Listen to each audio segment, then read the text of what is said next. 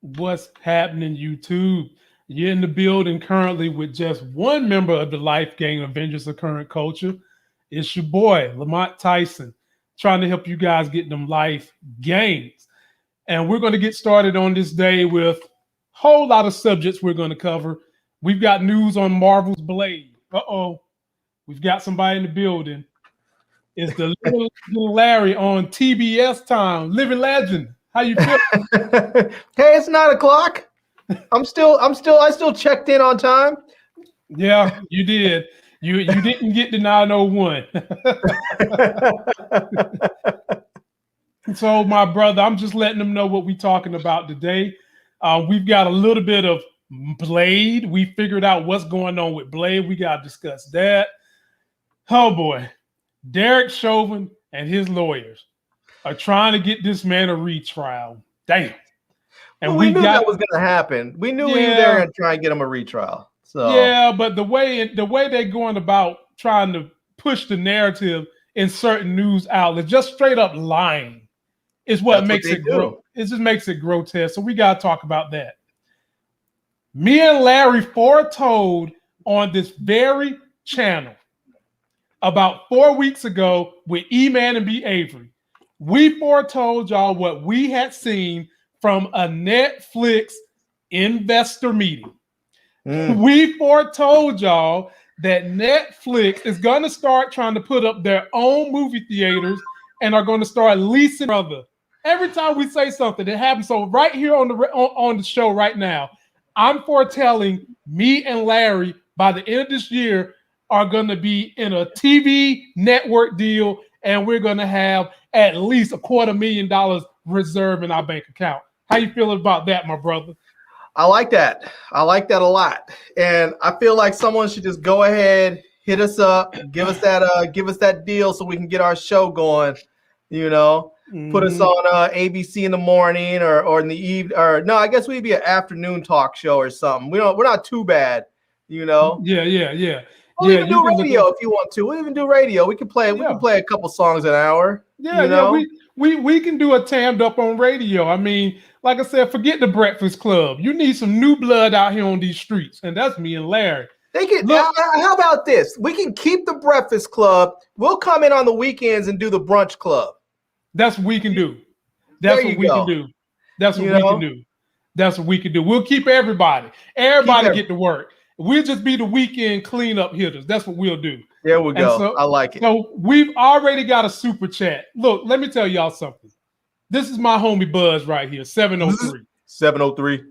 And he done came through with a super chat, and he sent me something that we're going to have to discuss Friday. Anybody that's listening to the sound of my voice, I encourage you, join me on Instagram. DM me good stories. DM me good things that you guys hear so that I can get it up here for everybody else to enjoy as well. And for Buzz, for this super chat, getting this party started, let me give you this one right here. This one always makes me laugh. Anthony, give me a boy's name that starts with the letter H. Jose.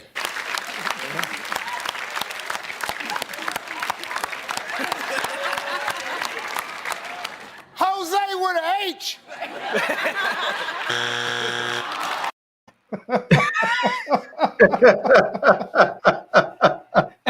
and Buzz, just for you, I got a question for you. We're gonna do Hood Family Feud real quick on this show. Hood Family Feud.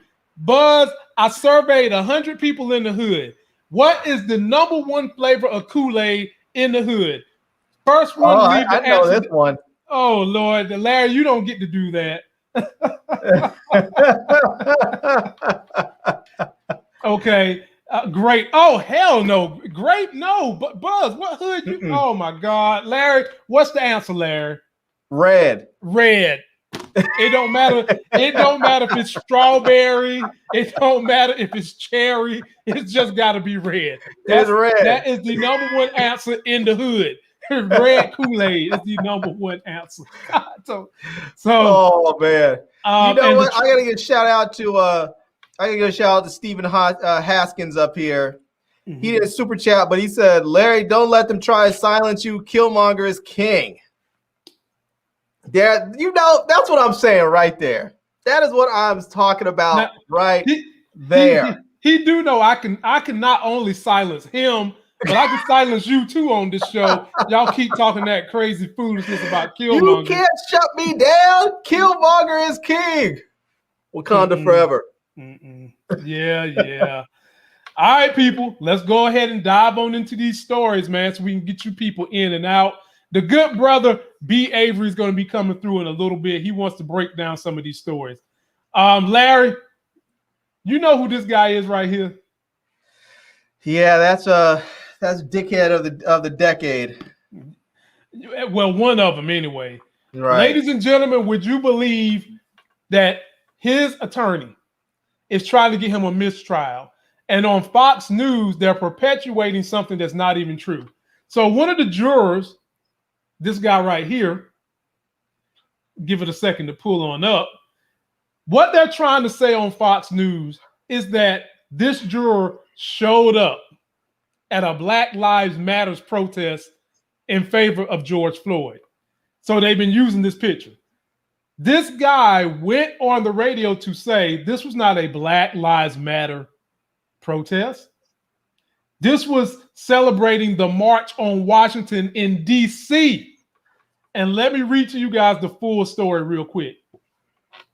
One major complication in the trial, however, is the recent revelation that one of the jurors lied about ever attending a Black Lives Matter rally, which was one of the questions asked during the jury selection process. A photo of Brandon Mitchell, one of the jurors who found Derek Chauvin guilty, attended an August 28 rally, has recently resurfaced. Specifically, he was donning a shirt that read, "Get your knee off our necks," and BLM, with the first statement directly referencing the fatal incident between George Floyd and Derek Chauvin. George Floyd's siblings, Felice and Bridget Floyd, also spoke at this event. And here's the rest of it, ladies and gentlemen. The revelations complicate Chauvin's guilty verdict because it suggests that Brandon Mitchell was not fully honest during the jury selection. From a legal standpoint, this calls his impartiality into question and opens the door for Chauvin's defense team to claim that he received an unfair trial. This is on account of the jurors' neutrality being a cornerstone concept behind being entitled to a jury of your peers. So when that surfaced, Larry, Fox News ran with it. They ran before even talking to the boy to see what rally he was at. They ran with it. Now, if it had been legit, I would say, you know what? As heinous as Derek Chauvin was, you would have to do what you're supposed to do for justice. Hold on, let me get B. Avery in here. But Larry, he was at a March on Washington rally. That's where he was at. This was before the trial, correct? Right. And to further buffer something, let's just think about this for what it is, Larry. If you live in America, and they tried to pull this flim-flam too, because this is not the only allegation Chauvin's team is trying to put together. They're also trying to say that if you've seen any news coverage and then you got on this jury, you're wrong too. Larry, if you live in America, you have a TV. You've seen what happened. I mean, unless you're in some stronghold on the Amish community, you saw what the hell happened. And yeah, I'm gonna give it to you after this, Larry. Yeah, I mean that. Go ahead. So many of our Black brothers and sisters who didn't or could not afford counsel have had these loopholes in the justice system come up, and what happens with them? They get nothing. 92% of our folks who try to get a retrial for something legitimate can't get it. And you mean to tell me that y'all trying to copy and paste this brother for being at a March on Washington protest by saying he's in a Black Lives Matter protest? Go ahead and try that, Fox, but it's not going to work here. Larry, I give the floor to you. But before I do, B. Avery in the building, my people. Show that man some love. Subscribe to his channel. He keep his hair fresh and cut, and he does not have a receding hairline like LeBron James. But go ahead, Larry. Yeah, this one's probably not going to be popular to say, but I'm going to be honest with you, man. When I heard that he might have been at a rally, that didn't bother me so much.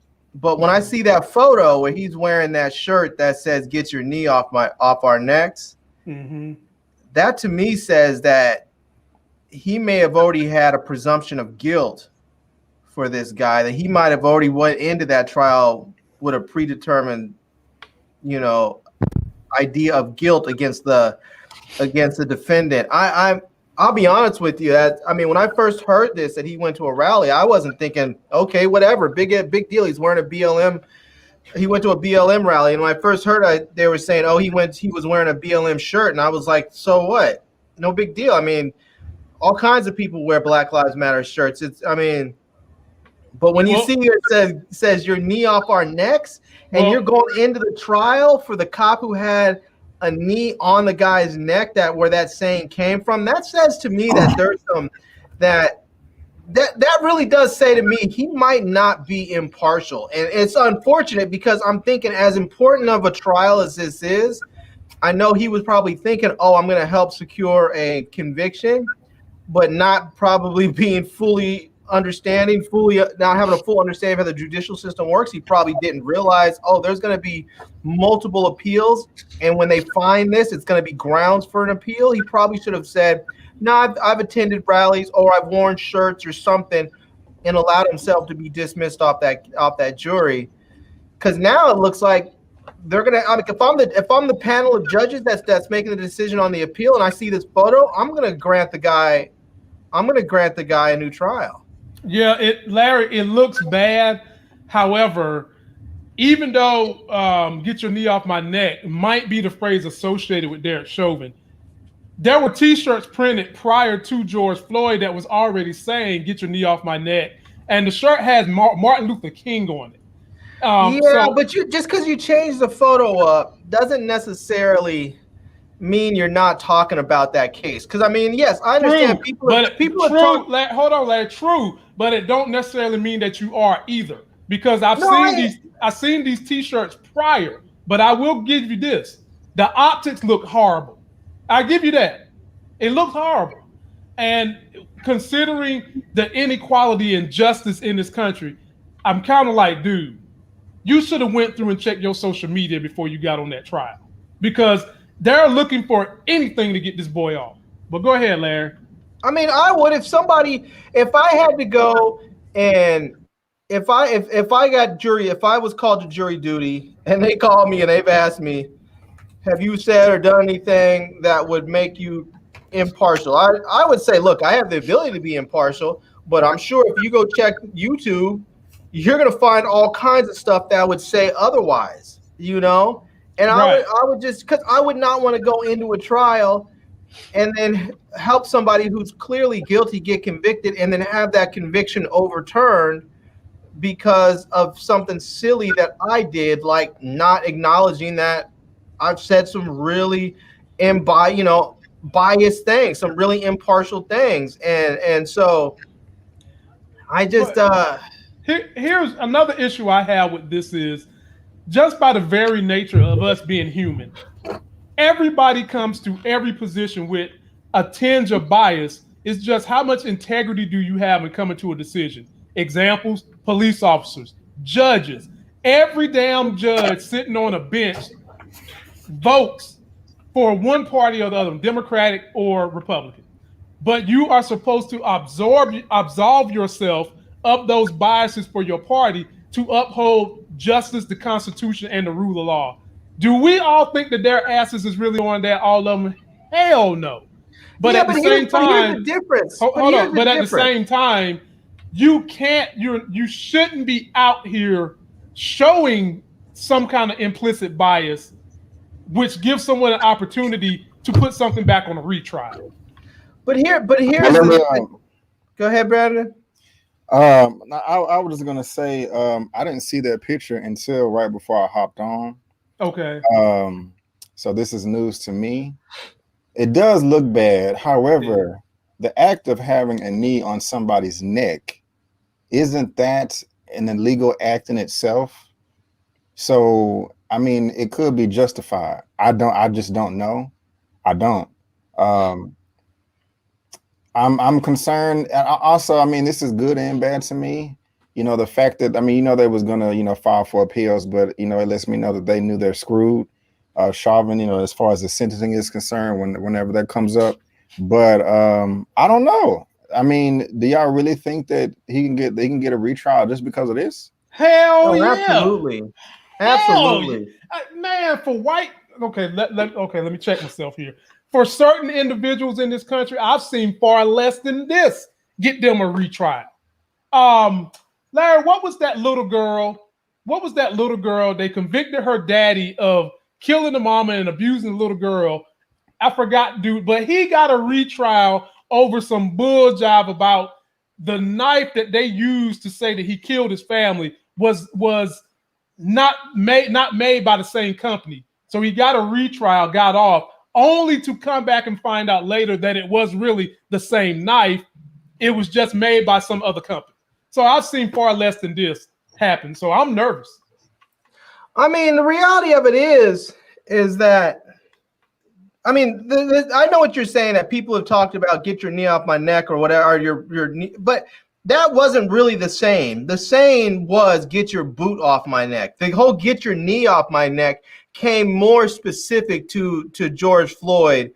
And so for them to put that out there, I mean, look, here's the thing. You may have watched the news. You may have worn a BLM t-shirt. You may have gone to a BLM rally. But to wear a shirt with that specific messaging says that you have a very specific set of feelings about this issue. And when you went into that jury room or stood up there in front of those attorneys and answered those questions, you didn't reveal that. And you had photo evidence out there on the web of that. And now, as a consequence, this man who murdered George Floyd may end up getting off because of your I don't know what he thought it was. I don't know what he thought it was, just arrogance. No one's going to catch me. So what, I wore the shirt. No one's going to find out. I mean, this is the internet age. People find out anything. If you post a photo, I mean, people don't realize they have something called the Wayback Machine, where you can go back and type in a date in a website and it will pull up basically screenshots of those websites going back decades. You can't hide from anything. It's out there. And so are we at a point now, Larry, that anyone who wears a Black Lives Matter shirt, get your knee off my neck shirt, if there's a cop and you've worn that, you've gone to a protest, which is a right you have, are we at the point where no one who wears that type of stuff can be on these trials? No, okay, and that's not what and that's not what I'm saying at all. Because like I said, if it was just that the guy went to a BLM rally, not an issue for me. If he had just worn a BLM t-shirt, not an issue for me. But the fact that he was sitting on what's the dude's name? Derek Chauvin, because he was sitting on this Derek Chauvin trial as a juror. And he's seen wearing a shirt that says, get your knee off my neck, which is specifically referencing the crime that Derek Chauvin committed. I mean, it's not a matter of just saying I support this particular movement, because BLM and Derek Chauvin have nothing to do with one another. The dude killed a black man. Yes, BLM is out there protesting people getting killed, but Derek Chauvin killing this man had nothing to do with BLM. And for the guy to wear a BLM t-shirt does not exclude him from being an impartial juror. It shouldn't exclude him from serving on the jury. It should not be the means or the impetus for them granting a new trial. However, for him to wear a shirt that says, get your knee off my neck, with that specific reference to Derek Chauvin, that is a problem. And I have to say, if I was a judge, especially as a black man, or even just as a regular human being who believes in law and order and justice, it would break my heart to have to grant them a new trial. But as someone who does believe in law and order, and that's the reason why us black people out there protesting, we're not saying we want to be above the law. We just say we want to have equal justice in this country. And with that being said, I would have to grant this dude a new trial. It would break my heart to do so. I don't know if y'all know, what is the public response to this this news, this shirt? I mean, what are the majority of the people saying? Are they on the fence? Are they like, oh, this is BS, or retrial? Do y'all know? My wife saw an interview with the guy when they asked him about this stuff, and he's saying that this wasn't a Black Lives Matter rally he was at, because that's the way they was trying to push the argument. He's saying he was at a commencement rally for March on Washington, is what he's saying. And there are people that are saying the same thing I said. The knee on the neck this is not the first time we've had people wearing this t-shirt. Hell, I got a t-shirt in my closet. The expression. That was not the expression. I get that. But I've got a t-shirt in my closet that was made before George Floyd. It says, "Get your knee off my neck." It just so happens that this logo, this phrase, did stick with Derek Chauvin. Well, my understanding, the expression has always been, "Get your boot off my neck." Well, that ain't what my t-shirt say. My t-shirt specifically says, "Get your knee off my neck." No, that's cool. I mean, people have different. Some of these expressions get moved, and there's variations of it. And if that's an expression people use, "Get your knee off my neck," it's always been, from my understanding, it was "Get your boot off my neck." But hey, that's one of those things. If it's been that, it's been that, and maybe it's just a coincidence that the guy had the shirt on. I think it's gonna be okay. You said what? I think everything's gonna be okay. We'll see. B. Avery, seriously, you're talking about a white cop in Minnesota. Yeah. Okay. We're gonna see. We'll prepare to follow. have your heart They broken. don't want the heat right now, man. They're just gonna have to take this L. And they don't need the heat right now. They can wait 3 months until it calms down, and then go ahead and quietly look at that dude that killed the guy, and that cop that killed the dude and was just put up on murder. They let him go and gave him his job back. Yeah, I think we're gonna be all right. We'll see. For my boy Will Lawrence, who done came through with us. B. Avery, would you believe we did a live show, an hour and 10 minutes Monday? Ask me how many super chats I got. How many super chats did you get? I got one, and guess why I got that one?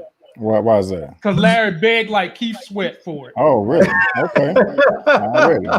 So for my man Will Lawrence, I appreciate you. I'm gonna give you this to say thank you. What, you don't think I can write them books? Just because I'm blind don't mean I'm dumb. How could this have happened? A black white supremacist. Show us your face. We want to see your face. Who said that? You want to see my face? Clayton, go on, brother. He was the only Negro we'd ever had around here. So we figured we'd make it easier on Clayton by just telling him and all the other blind kids that he was white. Don't be afraid.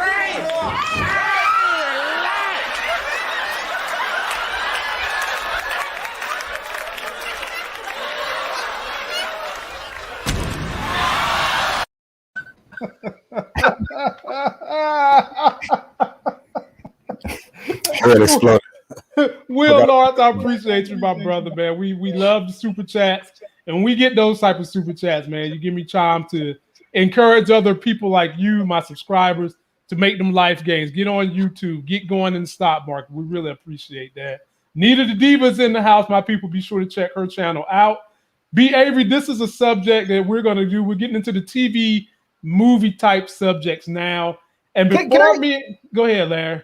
I know you were about to move on, man, but I feel like we hadn't totally finished out the other subject. And I just wanted to say to people that this whole thing with this trial is another example of why us as black people have to be above reproach. We cannot go into the public eye and not be twice as good. Because if we're not, something as important as this conviction can get overturned. And I know B. Avery thinks we're going to be okay, but after seeing that shirt, I don't care about the rally. They're focusing on the rally. The rally is not important to me. What's important to me is the messaging on that shirt, and I do believe that that's enough that I think a judge that, because I mean, these things it's going to be a panel of judges that are going to look at this, and we're likely going to have a panel of white judges in the whitest state in this union that is going to go, one of the whitest states, and they're going to go and they're going to look at this and they're going to say, I think this juror might have been biased from the beginning, and I think that's going to be enough for them to throw the conviction out. And they may not let him go free, but I think he might earn a new trial.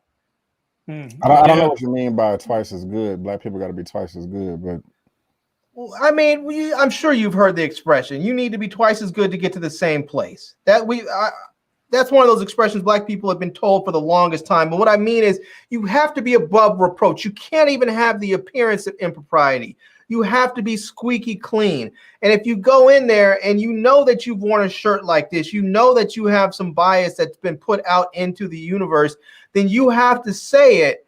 You have to express that and let it be known and allow yourself to be excused and have another juror on there that may not be bias, that may not have put that stuff out in the universe, so that we can get this conviction. Because now, because of that, it's likely this. I mean, they might try him again, and he might be convicted all over again. But that means the whole country is gonna have to go through this again. It means that people are gonna be pissed off, and you're gonna probably see all kinds of people feeling all sorts of way when they realize this thing has been overturned. And they're going to have to send the family through this and all this again because this guy wasn't up front. And we don't know how the result of another trial may go. And that's what I mean, that you have to be above reproach. Now imagine this. Imagine that Derek Chauvin had gone on trial and he was acquitted. He was let go. And then a couple weeks later, we find out that one of the jurors had photos of him wearing a Blue Lives Matter shirt, and he's at a Trump rally. Now, imagine that we find that out. Well, guess what? If you're really going to use that as your barometer, then there's a whole lot of retrials that should be going on right the hell now. I'm not even denying that. There should be a lot of retrials happening right now. But imagine that you go out. Imagine that a few weeks after the trial, we see that one of the jurors has a Blue Lives Matter shirt on. And he's at a Trump rally, and now there is no retrial. There is no throwing that out because as a defendant, there's double jeopardy. You can't try him again. It's done. So now we would have no recourse. But I mean, because he is a defendant, he is convicted. He can appeal and have a new trial if they decide to grant him one. But if it had happened in the reverse, we would have been asked out as a country and as a community. We wouldn't have had any recourse. They would have found him not guilty, and then we wouldn't have been able to say or do anything, and he likely would have gotten his job back. He would have had the union sue on his behalf, and he would have got his job back and with back pay. And so I think it's one of those things. It is of the utmost importance that when you go to sit on a jury, that you are honest, even if that means you get excused. We'll see. We'll follow it. We'll keep you abreast. All right, B. Avery, I'm gonna come to you first on this one because I'm obviously too young. They're remaking Cleopatra Jones. Now, I've never even seen the first one, so I'm kind of out on this one. So I would be for a reboot because I've never seen the first one. But let me read you guys what's going on. In Hollywood Reporter, they're going to be doing, for this next project, Lovecraft Country and Snowfall writer, I don't want to butcher that name, will be penning the script for the Warner Brothers and Charles D. King micro-back reboot of Cleopatra Jones. The original film debuted in 1973. Damn, I wasn't even a zygote in 73. Amid the height of the black exploitation era. Black exploitation. Yeah. Starred Tamara Dobson, who worked as an undercover government agent. She used her daytime job as a supermodel to go undercover. Okay. Travel to exotic places and get involved in the war on drugs. This revival also isn't news, as Lovecraft Country series creator Misha Green was initially set to pen the script when it first was announced, back in 2017. B. Avery, how do you feel about the people that are going to be remaking this story? Well, yeah, if it's the Lovecraft Country people, I'm down because I really did like the series. It was very compelling, and so if they're going to be attached to it, hey, I'm with it. I kind of feel like you, though. I mean, I'm even younger than you, so I did not see the first Cleopatra Jones. I had to actually Google it before I hopped on here real quick, just to make sure it wasn't something else that I thought. But if you got a black woman, you know, looking like that with a fro, because I love them afros. It's just sexy as hell to me. Mm-hmm. You know, if she going around as a supermodel by day and kicking ass at night, hey, I mean, that is a win all across the board. So I'm there. First row, first opening night. She's a supermodel by day, and she bending Negroes over, spanking them on the butt by night. I get down with that program. Larry, did you see the first movie? And what do you think about a remake from the people that wrote scripts on Lovecraft and Snowfall? I did see the first movie. I can't remember the specifics of it because it was so long ago, but I remember liking the movie. I saw it long after it came out because when it came out, I was like 3 years old. So, but I mean, if you guys haven't watched some of these blaxploitation movies, you have to go check them out. They are fantastic. I mean, movies like Cleopatra Jones, Foxy Brown, you know, Cooley High.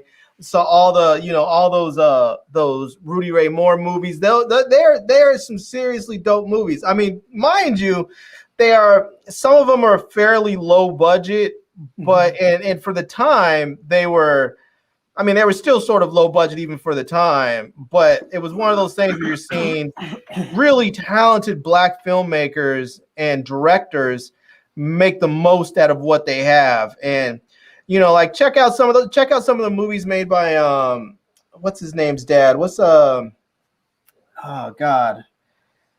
I just blanked on his name right now. Anyways, I'll have to look him up and tell you later, but yeah, I'm looking forward to it. I mean, I feel like these are movies that black people in the community have a lot of respect for and will be careful not to mess up. So I think they'll be okay. It's sort of like the Melvin Van Peebles. Bucky put that out there. Melvin Van Peebles. That's what I was trying to think of. Mario Van Peebles' daddy. Yeah. Okay. But he made some really great movies out there. Oh, there we go. Lord, sweet November. I thought you left us until November. We haven't seen you in so long. Coming through with the huge super chat. Hey guys, only one super chat last night, Dane. Let me bless you guys, man. We're thankful. So let me bless you too. Let me bless you too with something. Oh yeah, this one's always a funny one. Not deserve this type of care though. What's she gonna do that look? I love potato. She trying to stuff it up. Balls deep on y'all. Girl, we is lactose.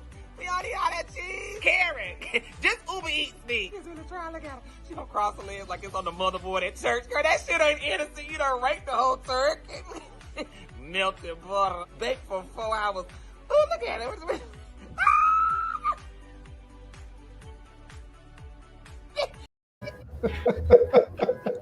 I appreciate you. And make sure that sweet November, that your turkeys don't look like that in November.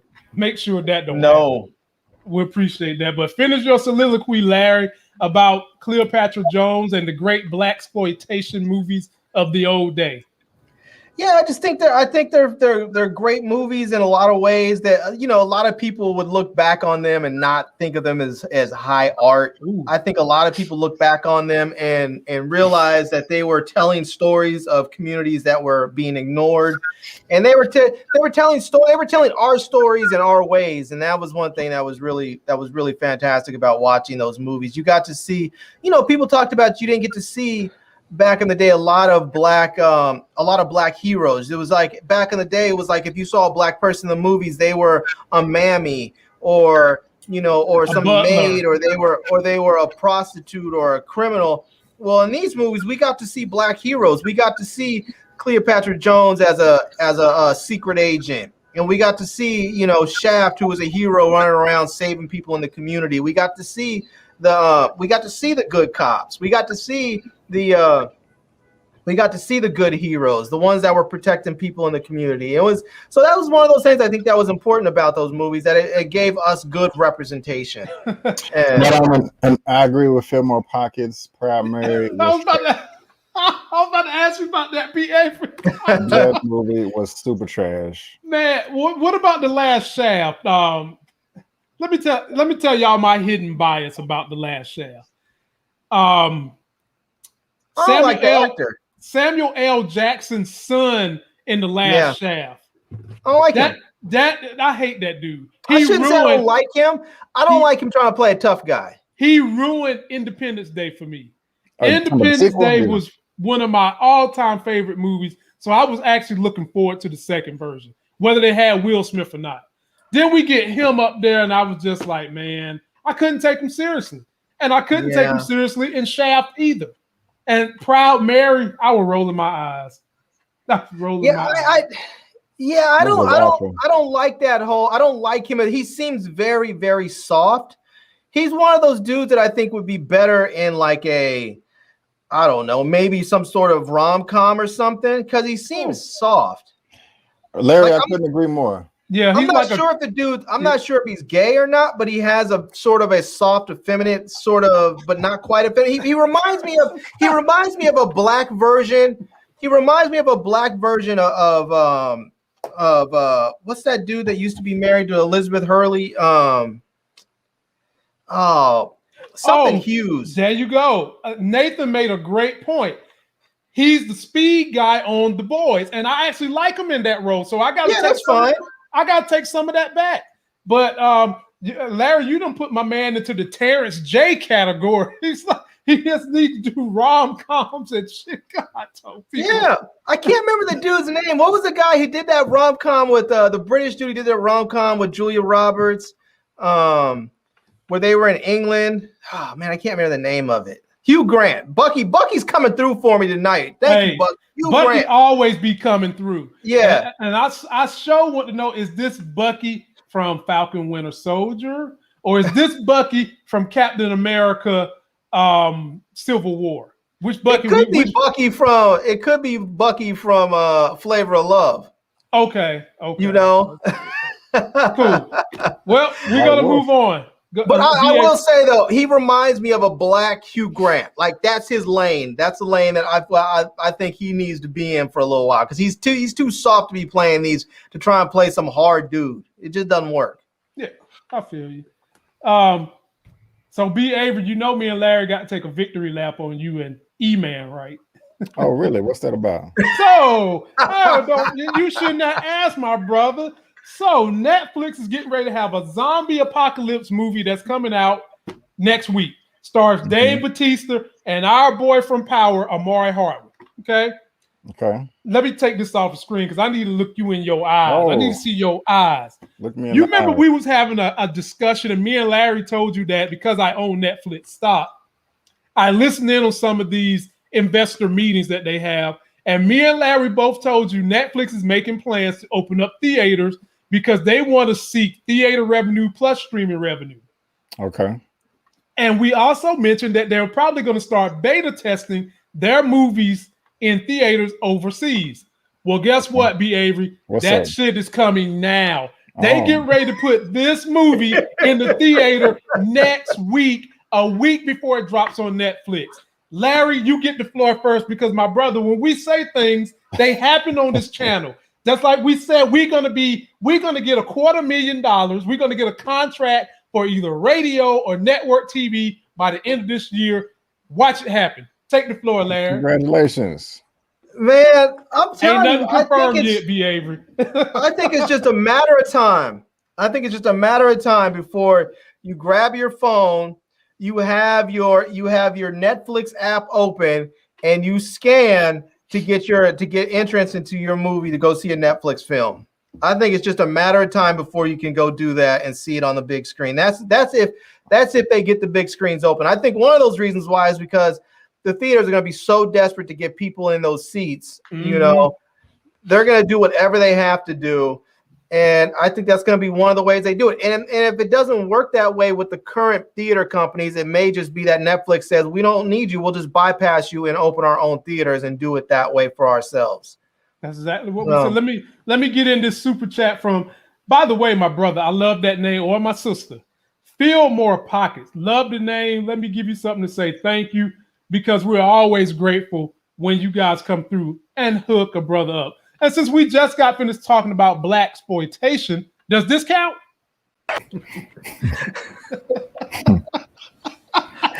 Oh my! Does that count as blaxploitation, Larry? Does that count? Yeah, that counts. Not half, not some. Not some, but all. My cash. Oh.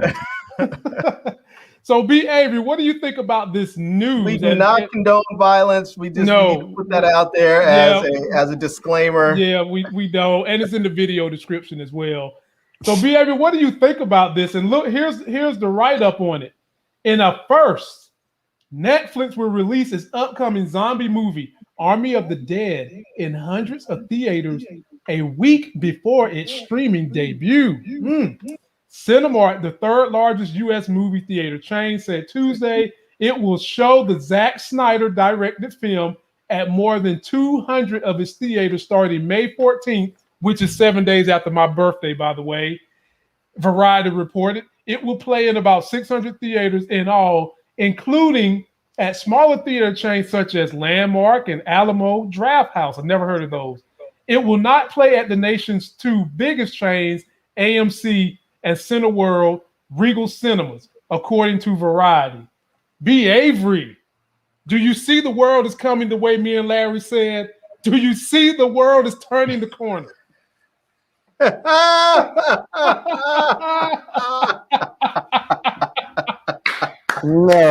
I don't know. I mean, yeah, I guess. This is cool. I don't want theaters to die at all. I want them to live on forever, and they will. So this is promising. I think it debuts on Netflix like regular on is it the 31st or the end of the month? So is it only a week or 2 weeks before? A week. Okay. I mean, that's cool. I just wonder. I don't know though, man. Like, do you really think people are gonna run to the theater and they can see it a week later at home? Because it's kind of different from the HBO Max thing. Am I tripping? Can y'all hear echo? Is that my fault? Yeah, I hear a little bit. Let me see if I can try to fix that. But I don't know, man. I mean, are people really gonna go to the theater to check it out a week before it comes out on Netflix? I'm not sure. I think some will, because we still got a lot of people like you and E-Man and other professionals in this field that want to have the theater experience.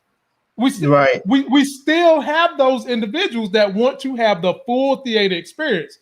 But the problem is you've got a whole slew of us that would rather watch it at home when you've got a whole wall that's a TV with surround sound and your couches that extend your feet up above your head, like at my house, and you really don't need to go to the damn theater unless you're just trying to stunt.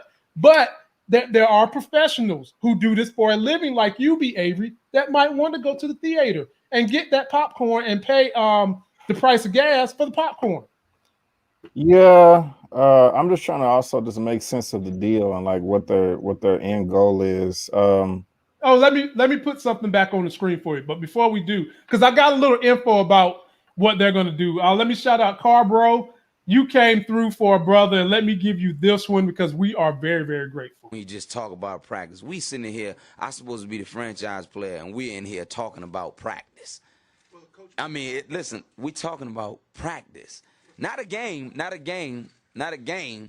We talking about practice. Not a game. We talking about practice, man. I mean, how silly is that, man? We're talking about. Hey, man, I'm sorry. I don't mean to kill the mood, kill the vibe, but help me understand that he was an idiot for that statement, correct? Who? Allen Iverson? I don't know. There was a mix. There are people that have mixed feelings about it. Yeah, it was very mixed. It was very, very, very, very mixed. There's I think it's a 30 for 30 doc they did on him, and they talked about it, and it really did explain it better. I don't remember everything they said, but after I watched it, I was like, okay, I get it, because they really tried to portray that as if he was someone who just didn't care about practice and thought he was above it.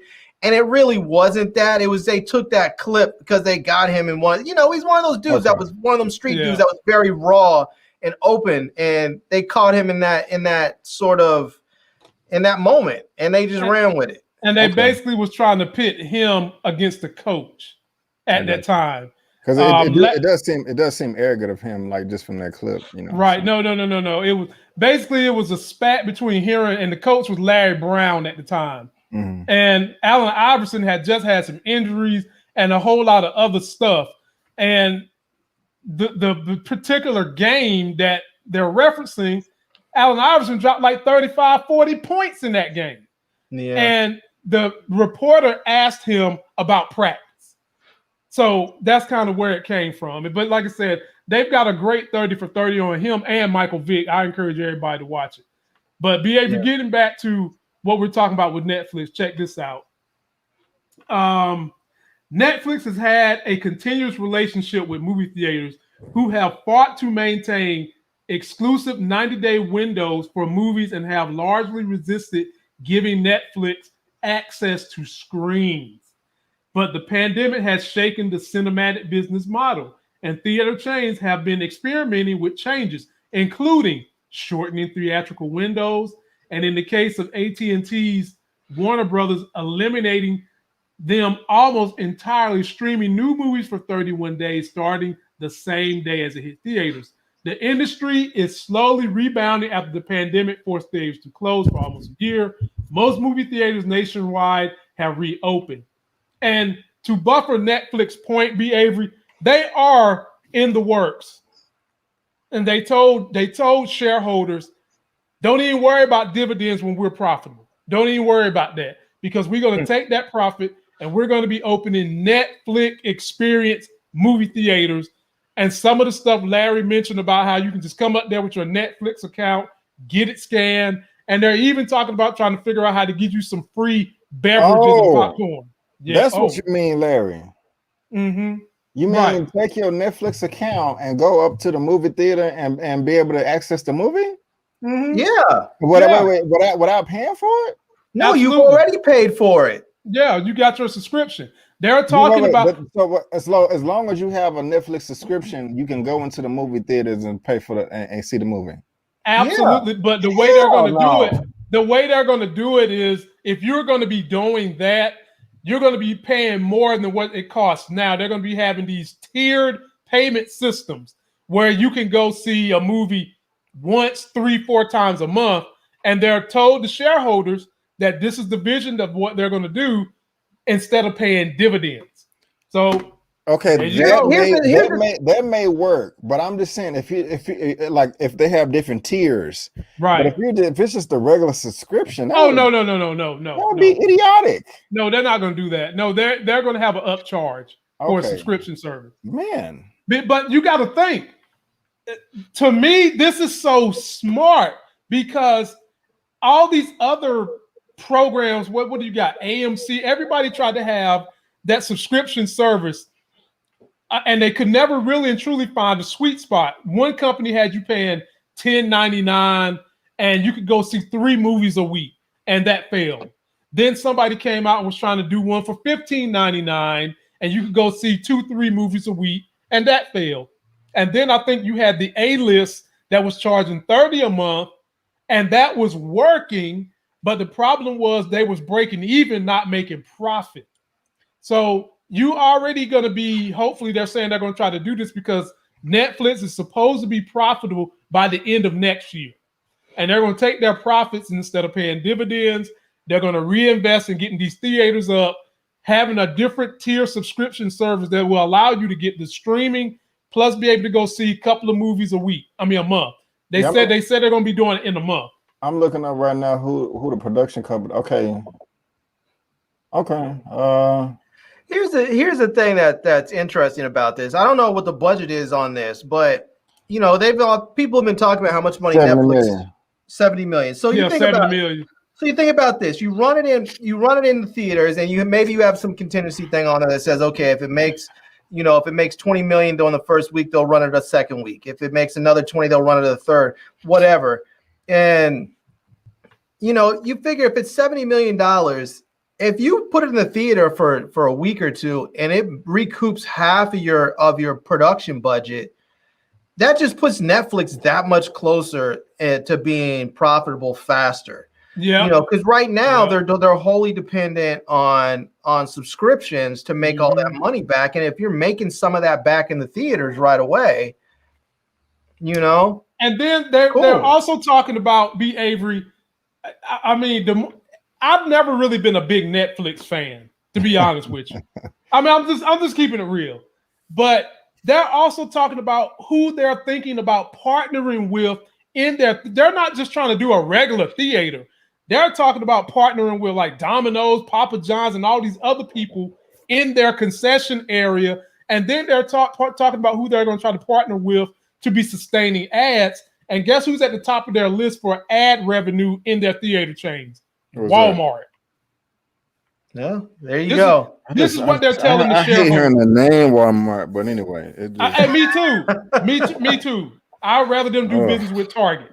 But I mean, people see what I see as an investor with what Netflix could do by creating their own ecosystem. I mean, this would be something we've never seen before. Instead of you went from Netflix mailing you a DVD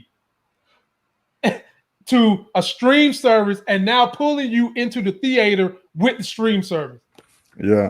On another note, man, I remember when Redbox came out, I thought that was like the hottest shit alive. I was like, these people are genius, but now it's obsolete. Yeah, man. Because one thing they say about good CEOs and everything, you got to be a visionary.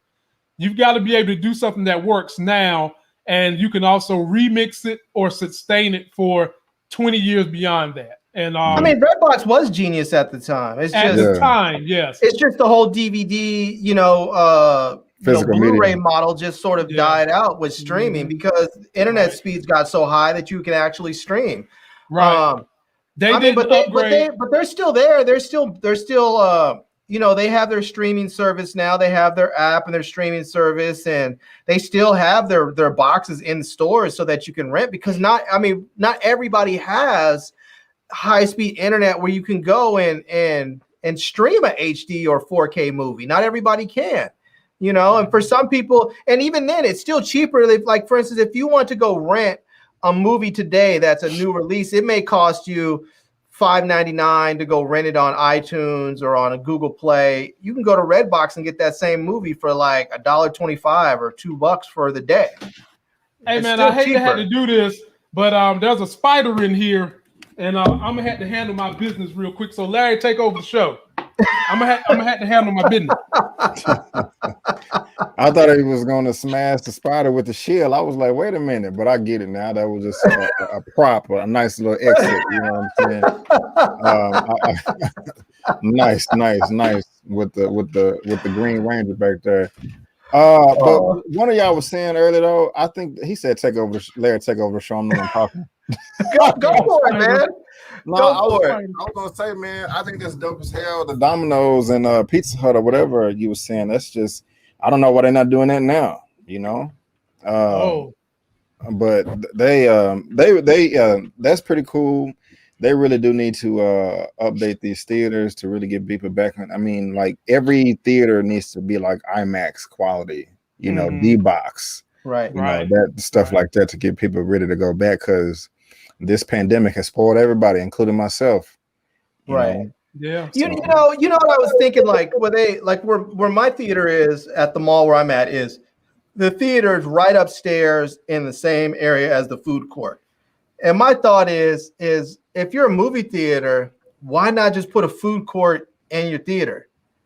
Like, I understand that you want all the concession money, but at the same time, you have guaranteed money if you're basically leasing out space in your theater for a food court. So you have a McDonald's and a Burger King and a whatever else you want, maybe a little miniature 7-Eleven in there or something.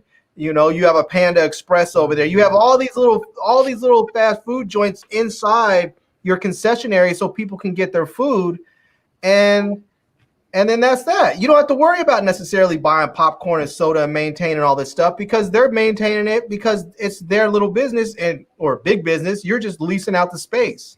And in the states that they're legal, I'm gonna say this until the day I die. The states that are legal, they need to have movie theaters where you can smoke weed in it, or whatever, whether it's outside or inside. That would make a effing killing. Are you serious? The problem is in most states you can't smoke indoors anymore. Indoor, you're right. So it doesn't matter if it's weed or cigarettes. You just can't smoke indoors in most states. Now you can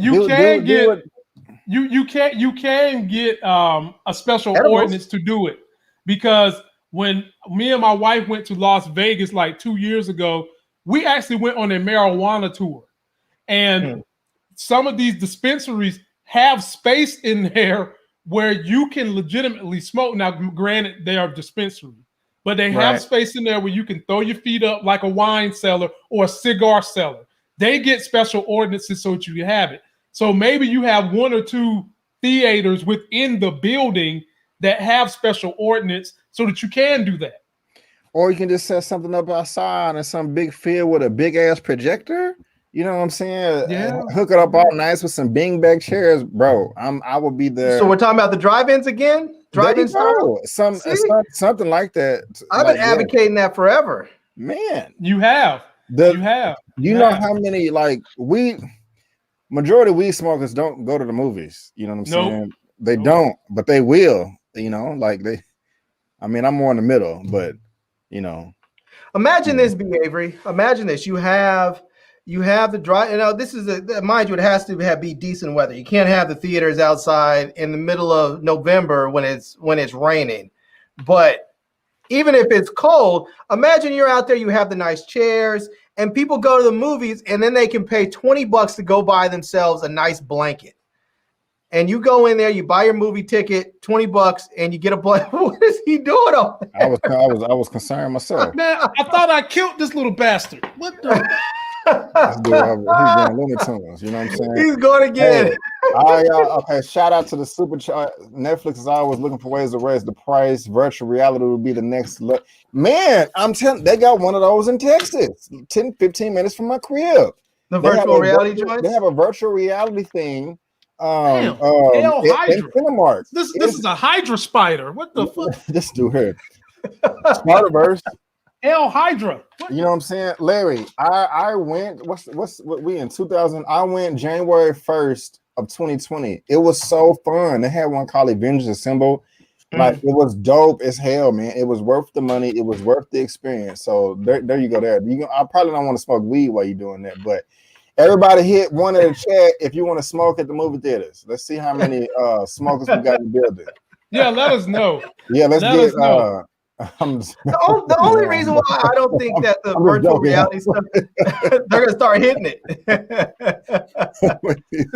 Don't nobody want to out themselves. I got a super there they chat. go. It's coming through. Yeah, got a super chat from Mad Mont. Let me give you something to say. Thank you, Mad Mont. We took care of that while you were swinging your shield. Oh, okay. Yeah. Appreciate y'all. I appreciate that. Wait. Is Tressa C in the building? Where you at, Tressa C? Tressa C is in the building. Yeah, you know. What Mooch at? Mooch. Buzz says no smoke. Buzz didn't smoke because Buzz was a cop. You know, right? He's a retired cop, so you know he's got to keep some level of something going on there. Blue Devil Babe, you know. Hell yeah. Well, ladies and gentlemen, we got one more story for you guys, and this is the real reason I brought B. Avery up here. Besides the bonding, besides the fellowship with the brothers, B. Avery, you brought this to my attention. I gave you a shout out in my video the other day.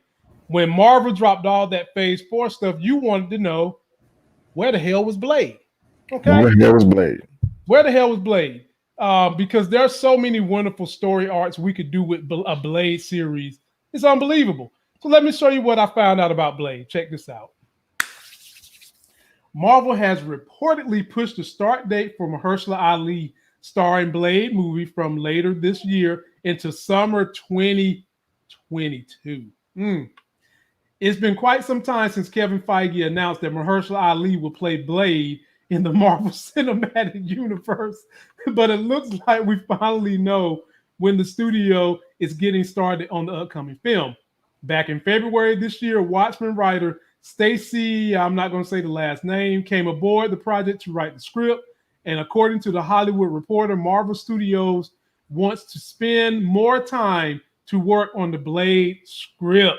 So, oh Lord, B. Avery like to disappeared off the screen. My bad. B. Avery, this was all you. Now they're saying this is going to be a Phase 5 movie because they had to push it back. Does that alarm you that they're pushing it back? Well, not in a bad way. I just think that they're not sure what they want to do with the property. Because if they're filming next July, that means that the movie is going to be coming out in 2023. But I don't know. I don't know. I'm just not as enthused. I mean, when it was initially announced, I was like, oh my God, a Blade is coming. But I'm sorry, I'm not there yet with Mahershala as Blade yet. I mean, I'm sure he can do a good job. He's a phenomenal actor. I really want Wesley to be, come back as Blade and somehow, Didn't you say you wouldn't mind Wesley coming back and being the Whistler? Would you be cool with that? I mean, I'll be cool with it, but I would rather him come back as the titular character. Okay, let me ask you this then. What if they do a multiverse the way they about to do Spider-Man? Because I can just tell you, I'm with it. I can just tell you right now, and they're trying to find someone who can play that role for at least 10 years. Now, Mahershala Ali, he's no spring chicken, but he's younger than Wesley. He's way younger than Wesley. Yeah, because Wesley's, I think, nearly 60 or something, isn't he? Yeah, they getting ready to make a Expendables movie, and in order to be in Expendables, your ass got to be 55 plus. Stupid ass.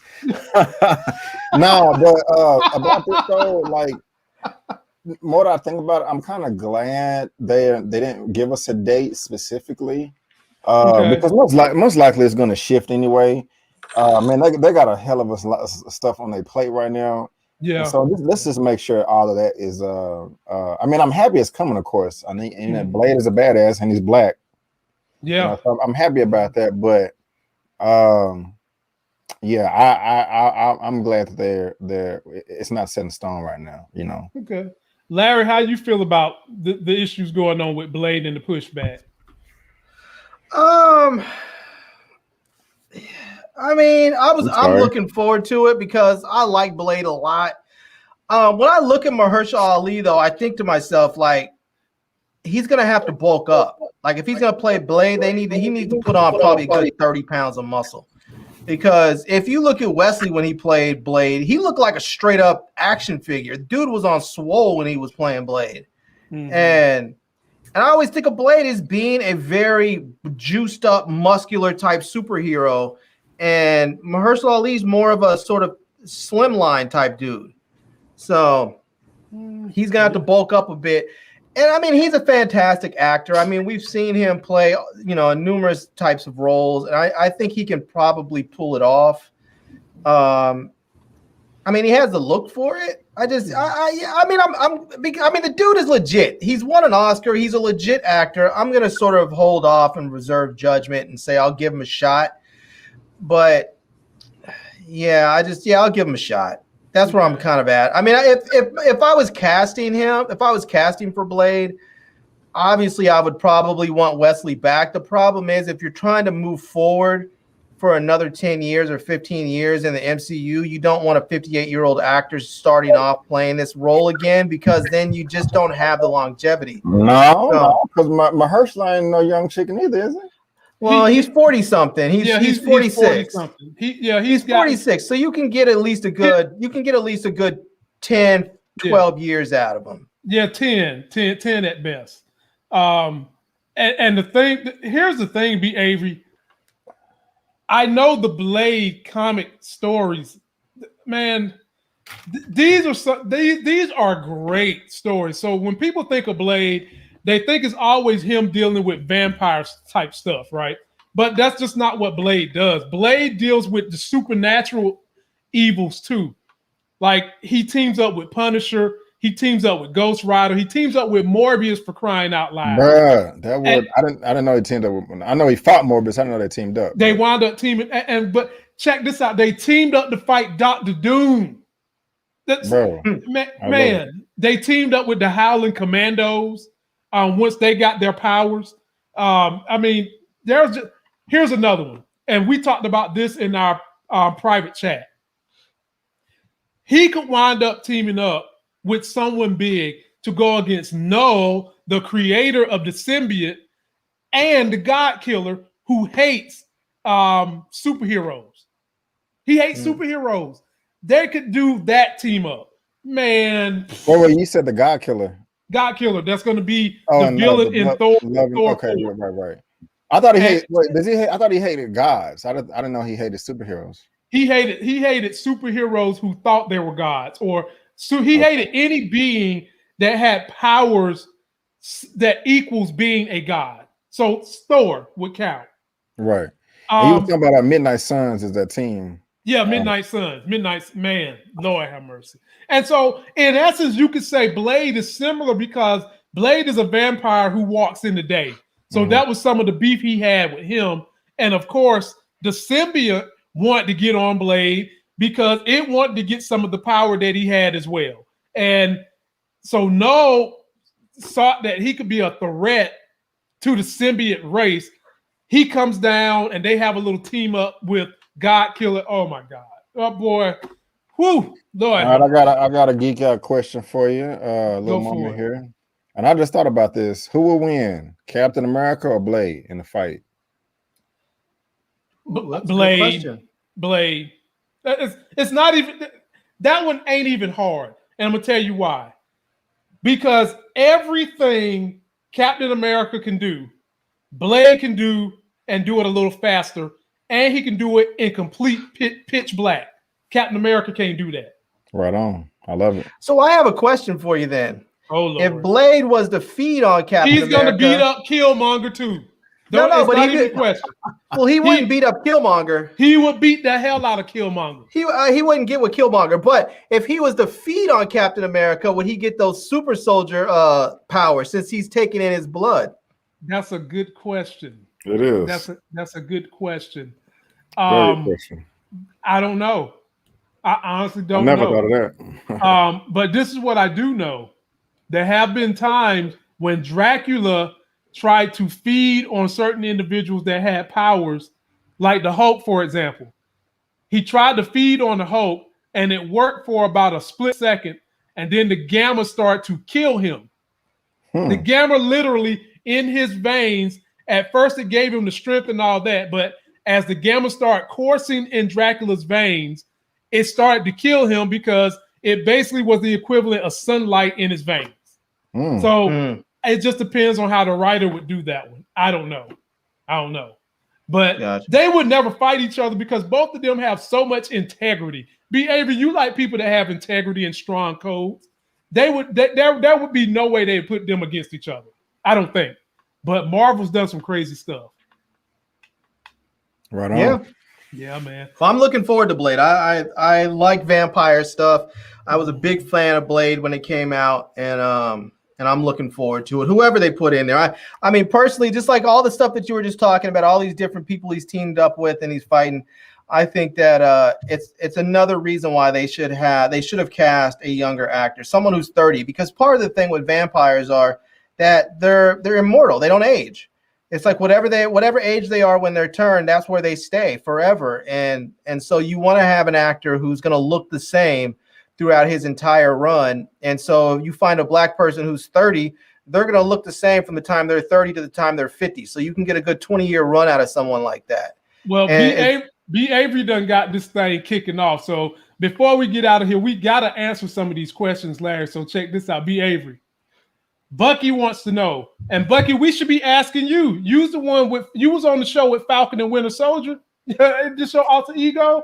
He wants to know who's going to be the big bad of the MCU for this next phase 4.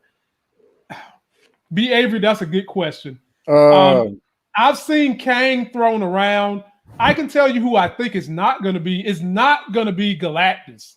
I can tell you that. Not in phase 4. Because Fantastic Four got to come. Kang is going to be introduced, but I would be disappointed if he was like the big bad, because he's just too badass. I think they need to save him for later, you know? Because I think it was one iteration of the comics where he was trying to fight Ultron, and he was bringing in everybody from all over the time of space to, from the past, the future to fight him, and he kept losing, and it was tearing a rift in the whole multiverse or something. Lamar, you may have told me that yourself. I can't remember. Yeah, but, they tore a rift in the multiverse. Yeah, Kang. I don't think it'll be Kang this early, but shoot, maybe the Masters of Evil, maybe the Thunderbolts. I don't know. So when you think about, here's the evidence. If we was putting together this mystery, we seen what's supposed to be in phase 4.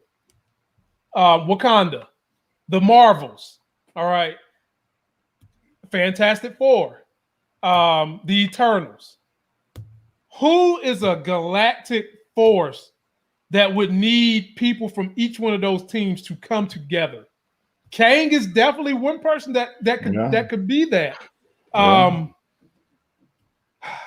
Graviton. Nah, yeah, he's not. I mean, there are some people that could take him on earthly that could probably do some damage with him. But personally, since you mentioned him, I would love to see him and Magneto get into it. Oh my God, Lord have mercy. Kato, be more careful. My Woody might grow, because that would be some good be on that one. It would. But I don't know. I honestly do not know who could be the big looming bad person for phase 4. I think Kang is a great guess, but I don't know who else you could come up with that could be behind that. But I think it's gonna be Zemo that pulls together a whole bunch of different types of bad dudes to create a collection of bad people to fight the Avengers and all the new superheroes. I think it's gonna be Zemo. Oh yeah, that's definitely coming with the Masters of Evil or Thunderbolts. But yeah, that's gonna happen. But I don't think we need one though. I don't think we need a big bad for 4. I think we just need to have these individual stories. Expand the MCU, and we can worry about that in phase 5. They might do it like that. Now, the rumor is out there, y'all, and this could be good. Some of y'all have seen the Phoenix Saga, the X-Men Phoenix Saga. And do y'all remember the Shi'ar Empire from that Phoenix Saga? No. They're talking about bringing the Shi'ar Empire and the chick that Professor X was dating, turning her evil and letting her get that Incron crystal. And then you would have Gladiator, who's basically Superman without the eye beams and all that. I could see that, but would y'all want to see that? Because another thing they're talking about, they kind of want a woman to be the next big bad adversary. And I mean, she get that. They better do better than Cheetah. Oh, they're gonna do better. I mean, yeah, man. Yeah, we had Hela. Yeah, Hela was great. Yeah, Hela, but we still gotta get Enchantress. But I think Enchantress is a step down from Hela. Yeah, but she'll be good though. Yeah, she'll be good. I would love to see her up there. She would definitely be good. I don't want to see no Shi'ar Empire though until like Guardians 3 or whatever. I also kind of think Thanos is gonna come back, but yeah, he's coming back. He's got to. I'm thinking he's over there chilling. I'm thinking they're gonna be like, he never did destroy all of the life in the universe. He only destroyed it in the galaxy, And I mean, I don't know, but yeah, I don't want to go too far down that rabbit hole. But here's a great point. It took 3 phases before we saw Thanos in action. Basically, that's what you're saying, B. Avery. Yeah. We're going to get phase 4, maybe phase 5. Then phase 6 is when whoever's pulling strings, if they go that route again, they'll be revealed in some movies. I honestly think we saw Thanos too early. So here's my question about Thanos. So when he snapped his finger and the blip happened, did that happen throughout all of the universes, or did it just happen in this one particular one? Like if you're talking about the multiverse, did the other people in other parts of the multiverse, did they also blip? No. I'm counting on it only happened in the 616, not the whole multiverse. Right. Yeah. So in the comics, Larry, they call our multiverse the 616. Because if you would have whose area code is that? If you would have did the multiverse, you would have had to have what's this called, a 3-head dude, or 3 or 4 head dude, the living tribunal. He would have had to come here and be like, what's going on? You know, now, B. Avery, would you like a story where they turn the living tribunal bad? Because he basically the living tribunal is God. I mean, the living tribunal looks at you and whatever he's thinking happens to you. And I don't know how you fight that. I mean, in the comics, you had to buddy up with this dude, literally.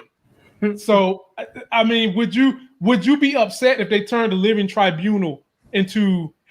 He's not really a good character, but he ain't bad either. But what if they made him evil? If they made him evil, that would be the end of the MCU. Like nobody would beat him. Like, nobody would win. Nobody. You couldn't even if you had Galactus and the Phoenix Force and whoever else.